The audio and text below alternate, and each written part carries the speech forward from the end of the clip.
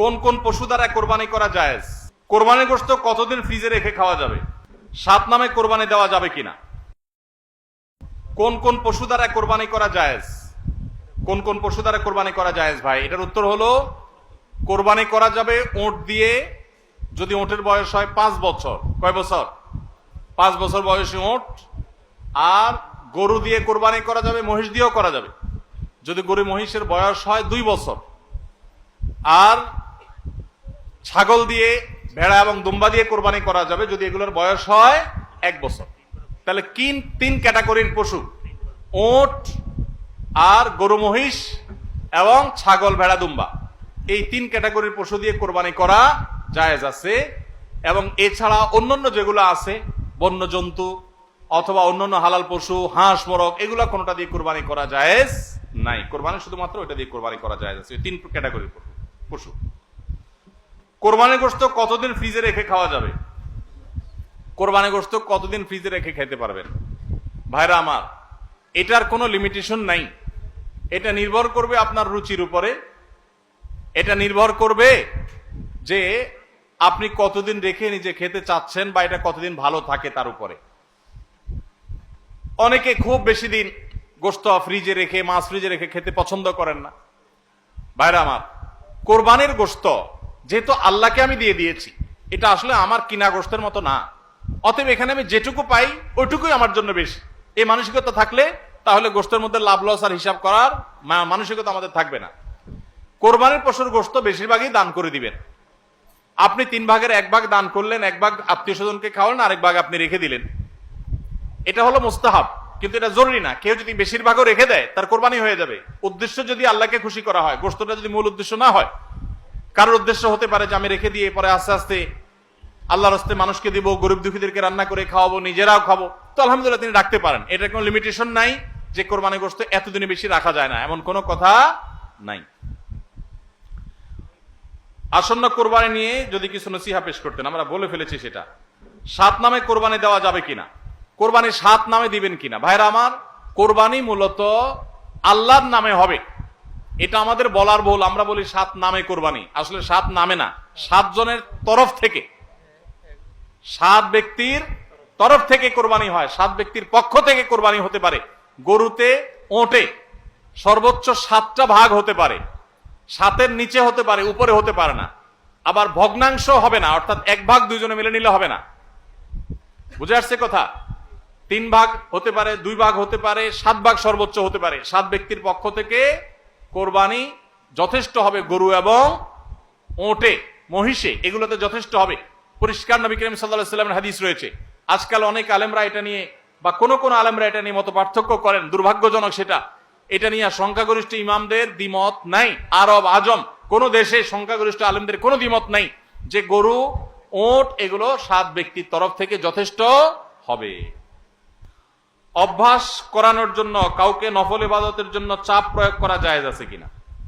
নফল ইবাদতের জন্য সাধারণ অবস্থাতে চাপ প্রয়োগ করা জায়েজ নাই, কিন্তু অধীনস্থ লোকজন, নিজের ঘরের লোকজন, তাদেরকে মৃদু চাপ দেয়া যেতে পারে, যেটা জুলুমের পর্যায়ে যাবে না। সেটা হলো দাবির জায়গা থেকে, সেটা শেখানোর জন্য, অভ্যাস করানোর জন্য অধীনস্থ নিজের পরিবারের সদস্য এরকম লোকদেরকে। তাও চাপ বলতে যেটা বুঝায় যে জবরদস্তি করলেন, কষ্ট হলো তাকে করালেন, এটা করা জায়েজ নাই, কারণ এটা ফরজ ইবাদত না।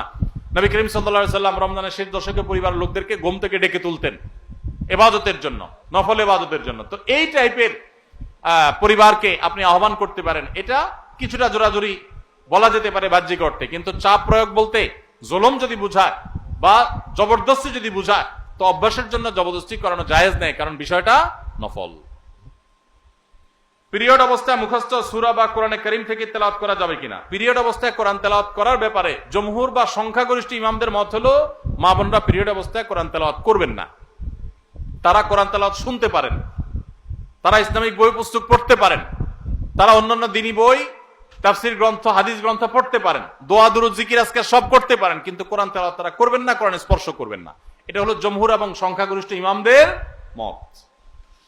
আমার বাবা একজন ব্যবসায়ী, তিনি ব্যবসায় হারাম করেন। আমি ঠান্ডা মাথায় অনেক করে বুঝিয়েছি, এর কারণে আমাকে দোকান থেকে বের করে দিয়েছেন। এখন এই ব্যবসার টাকা কি আমি খেতে পারবো? আমার জন্য কি হারাম হবে? পুরো ব্যবসাটা যদি হারাম হয় এবং হারামের উপরে দাঁড়ায় থাকে, তাহলে আপনি নিজে যেহেতু দোকানদারি করতেছেন তার মানে নিজে কিছু করতে পারবেন, তাহলে আপনার জন্য জায়েজ নাই। আপনি প্রাপ্তবয়স্ক হলে আপনার বিকল্প উপার্জনের পথ আপনাকে খুঁজে বের করতে হবে। আপনি টিউশনি করে হোক, অন্য জায়গায় চাকরি করে হোক, নিজের হালাল উপার্জন করবেন। হারাম সম্পূর্ণ হারাম হলে সেটার উপর নির্ভর করতে পারেন না। হ্যাঁ, দুই একটা আইটেম হারাম আছে, ম্যাক্সিমাম হালাল, এরকম যদি হয় তাহলে সেক্ষেত্রে আপনার জন্য এটা সম্পূর্ণ হারাম হবে না। কিন্তু বাবাকে হারাম থেকে ফেরাতে পারছেন না, পরিপূর্ণ হারাম, তাহলে নিজে বিকল্প উপার্জনের পথ খুঁজে বের করবেন। কোনো কারণ ছাড়াই এই গ্রামের 3টি মসজিদে ঈদের জামাত অনুষ্ঠিত হয়, অথচ এই গ্রামে পূর্বে সবাই একত্রিত হয়ে ঈদগাহে সালাত আদায় করত। এ নিয়ে গ্রামের মানুষের মধ্যে বৈষম্য, মতপার্থক্য দেখা দেয়। ফলে গ্রামের মানুষ একে অন্যের উপর রাগ, ক্ষোভের সৃষ্টি হয়। ভাইরা আমার, একই গ্রামে 3টা ঈদের নামাজ হয়, 3টা মসজিদে ঈদের নামাজ হয়। আগে সব মসজিদের মুসল্লিরা মিলে একটা ঈদগাহে নামাজ পড়তেন। অবশ্যই আগেরটা অধিকতর উত্তম ছিল, এখন যেটা হয় সেটা উত্তম নয়। ঈদ এটা নিয়ম হলো মাঠে হবে, মসজিদে হবে না। কোন কারণ ছাড়া মসজিদে ঈদের নামাজ আদায় করা এটা সুন্নাহর খেলাফ, মাকরুহ। ভাইরা আমার, নবী করিম সাল্লাল্লাহু আলাইহি সাল্লাম ঈদের নামাজ পড়ার জন্য মাঠে বের হয়ে যেতেন। আজ শহর তো শহর, গ্রামে মাঠ আছে, ঘাট আছে, চাইলেই অনেক সময় মাঠে নামাজ পড়া যায়, খোলা মাঠে নামাজ পড়া যায়, কিন্তু ওই মসজিদে নামাজ পড়েন। ঈদের আনন্দটাই তো মাঠে ময়দানে যাওয়ার মাধ্যমে। প্রত্যেক মসজিদে মসজিদে ঈদের নামাজ পড়া এটা কোনো উত্তম কাজ না। উত্তম হলো কয়েক মসজিদের মানুষ একত্র হয়ে একটা উন্মুক্ত জায়গায় নামাজ পড়বে, এটাই হলো সুন্নাত। ওইটা সুন্নাত না। মসজিদে মসজিদে ঈদের নামাজ পড়া এটা কি না? সুন্নাত না। অতএব আপনাদের এলাকাতে আগে যেটা হতো সেটা সুন্নাত, আবার যদি আপনারা সেটা প্রতিষ্ঠা করতে পারেন ভালো হয়। ভাইরা আমার, কেন মসজিদে মসজিদে ঈদের নামাজ হয়? কারণ কি? কারণ একেবারে পরিষ্কার। কারণ হলো সব মসজিদের কমিটির লোকজন তারা সবাই নেতা হতে চায়, কেউ কাউকে মানতে রাজি না। আরেক ঈদগাহে যদি যে নামাজ পড়ি তাহলে তো আমাদের ইজ্জত থাকবে না, তাহলে তো আমাদের সম্মান থাকবে না, মুখ থাকবে না।